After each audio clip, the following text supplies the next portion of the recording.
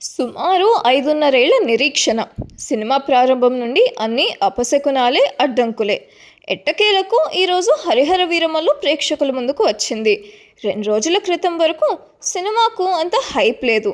ఎప్పుడైతే పవన్ కళ్యాణ్ అడుగు పెట్టాడో సినిమాకి హైప్ వచ్చింది. ప్రీమియర్ షోలు, ఎక్స్ట్రా షోలకు జనాలు పోటెత్తారు. టికెట్ రేట్లు ఆకాశంలో ఉన్న ప్రేక్షకులు మాత్రం వెనక్కి తగ్గలేదు. సినిమాను 2 ముక్కలుగా చేస్తే ఇంటర్వెల్ ముందు ముక్క క్రిష్ జాగర్లమూడి తీశాడు. మొట్టమొదట దాని గురించి మాట్లాడుకుందాం. ఇంటర్వెల్ దాకా సినిమా మరి అంత గొప్పగా లేకపోయినా యావరేజ్గా ఉంది. ఫైట్లు, స్క్రీన్ ప్లే, దర్శకత్వానికి ప్రేక్షకులు యావరేజ్ మార్కులు వేశారు. సంగీతం కూడా పర్లేదు. ఇంటర్వెల్ బ్యాంగ్ బాగుంది. ఇంటర్వెల్ వరకు సినిమా యావరేజ్ రేటింగ్ ఇవ్వచ్చు. అసలు సినిమా అంతా ఇంటర్వెల్ తర్వాత ఉంది. ఇంటర్వెల్ తర్వాత కథలో పట్టు తప్పింది, కథనంలో పట్టు తప్పింది, సీన్లలో పట్టు తప్పింది, విఎఫ్ఎక్స్లో పట్టు తప్పింది. టోటల్గా సినిమానే పట్టు తప్పి జారిపోయింది. అసలు కొన్ని సీన్లు ఎందుకు వస్తాయో, ఎందుకు పోతాయో కనీసం సినిమా తీసే దర్శకుడికైనా తెలుసో లేదో తెలీదు. తోలుబొమ్మలాటలో గుర్రాలు కదిలినట్టు గుర్రాల చేసింగ్ సీన్లు ఉన్నాయి. ఇదంతా విఎఫ్ఎక్స్ వైఫల్యం.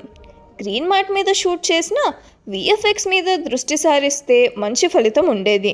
సెకండ్ హాఫ్ యూట్యూబ్లో తీసిన షార్ట్ ఫిల్మ్ కంటే దర్శకుడు ఘోరంగా తీశాడు.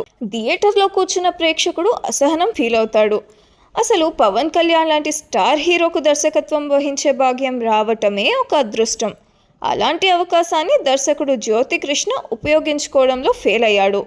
సినిమా 5 సంవత్సరాల పాటు కొనసాగింది కాబట్టి 5 సంవత్సరాల క్రితం పవన్ కళ్యాణ్ లుక్లో ఇప్పటి లుక్లో చాలా తేడా కనిపించింది. కొన్ని సన్నివేశాల్లో అది స్పష్టంగా అర్థమవుతుంది. నిధి అగర్వాల్ లుక్లో కూడా చాలా తేడా కనిపించింది.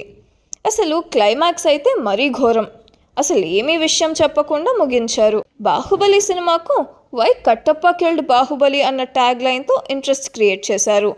కానీ ఈ హరిహర వీరమల్లు సినిమాకు అలాంటిదేమీ లేకుండా ముగింపిచ్చారు. పవన్ కళ్యాణ్ పర్ఫార్మెన్స్ బాగుంది.